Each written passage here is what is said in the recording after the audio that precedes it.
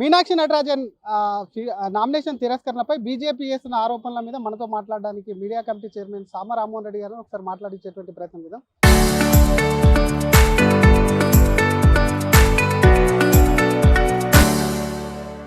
Sir, మీరు ఇందాక form 26కి సంబంధించినటువంటి అంశాన్ని లేవనెత్తారు. కానీ బీజేపీ మౌఖికంగా చెప్తే కాదు, రిటర్నింగ్గా తన మీద ఏ కేసులు లేవు, వచ్చినటువంటి కేసుకు సంబంధించినటువంటి డీటెయిల్స్ ఇవ్వాలనేది బీజేపీ ఆరోపణ చేస్తుంది. ఏం చెప్తారు? అసలు ఇప్పుడు బీజేపీ రాష్ట్ర అధ్యక్షుడు కూడా అడ్వకేటే కదా. అసలు వాళ్ళు అఫిడవిట్లో మెన్షన్ చేసి చేయలేదు అని చెప్తూ ఆరోపించి ఇచ్చినటువంటి నంబర్ అసలు అది క్రిమినల్ కేసా కాదా? రామచంద్రరావు గారిని అడగండి. ఆయన క్రిమినల్ కేసు అంటాడు అసలు దాన్ని? ఆయన కూడా వకీలే కదా, నేను వకీలే, ఆయన వకీలే. అసలు అది క్రిమినల్ కేసా? ఫిర్యాదుకి క్రిమినల్ కేసుకి తేడా లేదా?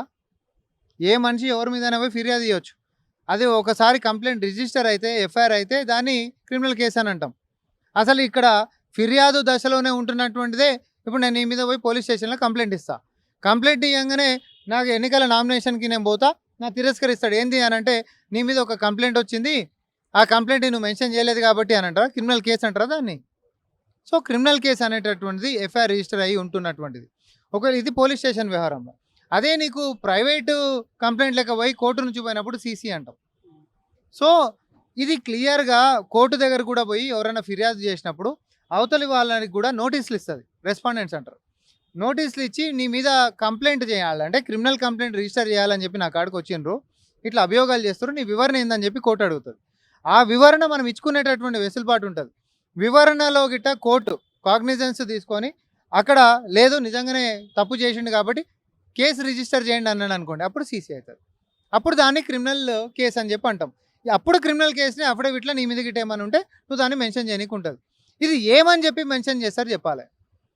ఇప్పటివరకు బీజేపీ నేతల మీద కూడా చాలా మంది మీద పోలీస్ స్టేషన్లలో కేసులు ఉంటాయి, ఎఫ్ఐఆర్లు కానివి. మరి అవన్నీ అఫిడవిట్లలో నింపుకుంటా పోయినటువంటి చరిత్ర ఉందా ఎవరికన్నా? అట్లాంటివి ఏమన్నా తీస్తారా మీ పార్టీ తరపున బయటికి? ఇప్పుడు నేను అంటున్నా, ఇప్పుడు నేను ఏమంటున్నానంటే, ఎప్పుడైనా రాజ్యాంగ స్ఫూర్తితోటి ప్రజాస్వామ్యాన్ని కాపాడుకుంటూ ప్రతిపక్షంలో కూడా ఒకటే న్యాయము ధర్మము అనేటటువంటి దాంతో పోవాలని మనం కోరుకుంటాం.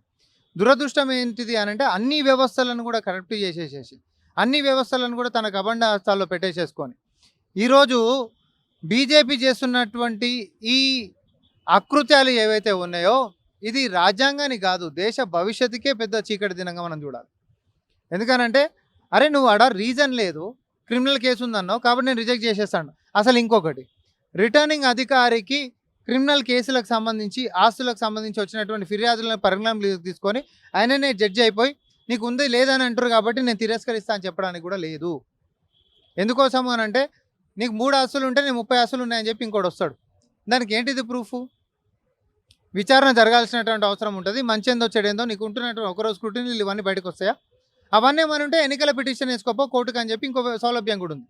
కానీ ఆయన చూసుకోవాల్సినటువంటి బాధ్యత ఏంటంటే, సీరియల్ నెంబర్ ఉందా, వాళ్ళకి ఓటర్ లిస్ట్ సీరియల్ నెంబర్ ఎంత, వాళ్ళ ఈ నియోజకవర్గం వాళ్ళకి కాకపోతే సర్టిఫై చేసినటువంటి ఒక ఏది ఓటర్ లిస్ట్ అయి ఉండాలి, లేకపోతే ఆ డిపాజిట్ కట్టాల్సినటువంటిది ఏమైనా ఉంటే చెక్ చేసుకోవాలి, ఓతుకి సంబంధించినటువంటి వ్యవహారం ఉంటుంది.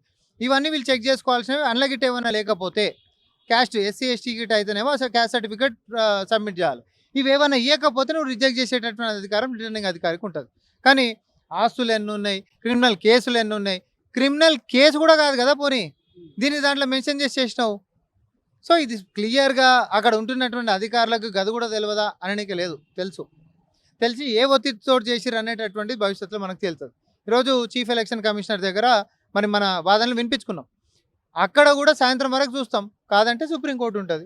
ఎందుకంటే బీజేపీ చేస్తున్నటువంటి నీచపు రాజకీయాలు ఆగాలి. ఆడ 3 సీట్లు ఉన్నాయి మధ్యప్రదేశ్లో, 2 బీజేపీకి 1 కాంగ్రెస్కి వస్తుంది. అది కూడా దాన్ని ఎట్లా కథం పట్టాలి, అసలు కాంగ్రెస్ అనేటటువంటిది లేకుండా ఎట్లా? కానీ వాళ్ళ ఒక నమ్మకం, అక్కడ ఉన్నటువంటి ముఖ్యమంత్రి మాట్లాడుతూ మోహన్ యాదవ్ క్లియర్ కట్గా 3వ సీటు ఎందుకు వదిలిపెడతాం, ఎందుకంటే మీరు అన్నట్టుగా మీకు మెజారిటీ ఉంది, దానికన్నా మెజారిటీ కన్నా 6 సీట్లు ఎక్కువ ఉన్నాయి.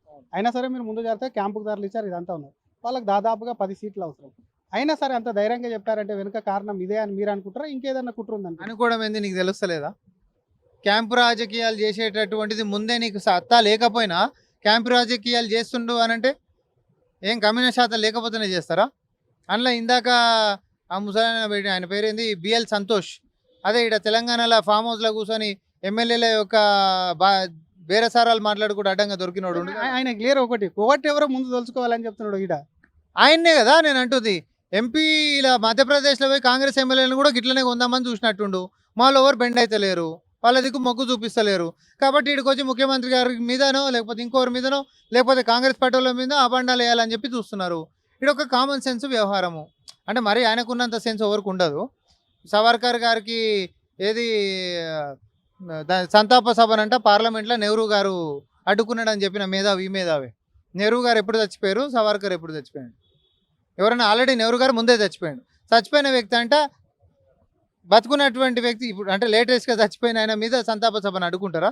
చచ్చిపోయినోడు బతుకొచ్చి చేస్తాడా? అంటే ప్రజలు ఏదన్నా నమ్ముతారని నోటికి వచ్చినట్టు వాగుడిలకు అలవాటు అయిపోయింది. చరిత్ర ఏముంది వీళ్ళ చేతిలో? వాట్సాప్లలో రాసుకునేదే కదా. నిజంగా పుస్తకాలు పఠించేది ఉందా, లేకపోతే నిజంగా చరిత్ర గురించి విశ్లేషించేది గిట్ట ఏమైనా ఉందా? నోటికి ఏదొస్తే అది వాగేసేయాలా. ఈరోజు బిఎల్ సంతేష్ అనేటటువంటి ఒక బ్రోకర్ ఎవరైతే ఉన్నారో, ఆయన గతంలో ఏదైతే ఎమ్మెల్యేలను కొనుగోలు చేసేటటువంటి కుట్రలో భాగస్వామి ఉన్నాడో, ఈరోజు మధ్యప్రదేశ్లో కూడా అట్లాంటిదే చేసి ఎదురు దెబ్బ పడ్డట్టుంది. కాబట్టి ఈరోజు వచ్చి ఇట్లాంటి వాగుడు వాగుతుండే తప్ప అంతకు మించి వేరేదేం లేదు. ఒకటి ఇక్కడ ఉన్నటువంటి కేసులకు సంబంధించి కానీ కంప్లైంట్లకు సంబంధించి మీరు అన్నట్టు సీసీలో కంప్లైంట్ వచ్చినటువంటి విషయాన్ని మీ ప్రభుత్వం ఉంది, మీరు దాన్ని ప్రొటెక్ట్ చేసుకోలేకపోయినా, ముందు జాగ్రత్తగా తీసుకోలేకపోయినరా, మీ వైఫల్యం ఏమన్నా ఉందని మీరు అనుకుంటారు? ఎందుకంటే ఒక్క సీటు గ్యారంటీగా మీరు గెలిచేది ఉంది, మీకు మెజార్టీ కూడా ఉంది. ఇటువంటి కుట్రలు చేస్తారని చెప్పి ముందు పసిగట్టలేకపోయారు. ఖచ్చితంగా నేను ఒకటి చెప్తా ఉన్నా, కోర్టు వ్యవహారంలో ఉంటున్నటువంటిది ప్రభుత్వం ఏ రకంగా కూడా దాని గురించి అనుసంధానంగా పోము. ఎందుకనంటే స్వయం ప్రతిపత్తిగా కోర్టులు అనేటటువంటి వాళ్ళ పని వాళ్ళు చేసుకోవాలి, ప్రభుత్వం పని చేసుకోవాలి. మీరు మాట్లాడేది బీజేపీని అడిగితే కరెక్ట్ చెప్తాడు, అవును మా కోర్టే కాబట్టి మేము ఏదైనా చెప్తామని. ఇన్నేటోళ్ళు గిట్టుంటే తెలంగాణలో ఉంటున్నటువంటి కోర్టులు అదే అంటున్నా, తెలంగాణలో ఉంటున్నటువంటి కోర్టులు న్యాయమూర్తులు ఎవరైతుర్రో స్వతంత్రంగా పనిచేస్తున్నటువంటి వ్యక్తులు, ఉన్నతంగా చదువుకున్నటువంటి వ్యక్తులు, విలువలు ఉంటున్నటువంటి వ్యక్తులు, అంతో ఇంతో న్యాయము ధర్మం ఈడ బతుకుంది. ఇంక ఈ రాజ్యంలో ఈ రాష్ట్రంలో బతుకుంది. వాళ్ళని అంతే గౌరవించుకుంటే మా ప్రభుత్వం ఉంది. కానీ కొన్ని జాగాలల్లో వాళ్ళని కూడా ఒత్తిడి చేస్తూ వాళ్ళ మీద కూడా ఇంకోటి చేసేటటువంటి రాష్ట్రాలు ఉండొచ్చు. కానీ తెలంగాణలో అట్లాంటి ఆస్కారం లేదు. అట్లాంటి కేసులను మీరు ముందే చూసేసుకొని ఏదైనా చూసుకోవచ్చు కదా అనేటటువంటి మా భాష కాదు, మా భావం అంతకంటే కూడా కాదు. Thank you sir.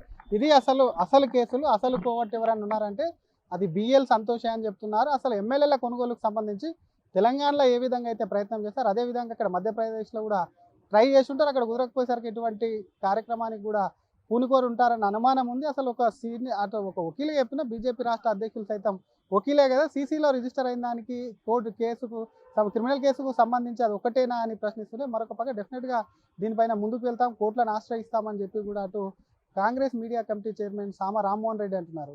కెమెరామ్యాన్ కోటితో శ్రీధర్, ఆర్టీవీ, హైదరాబాద్.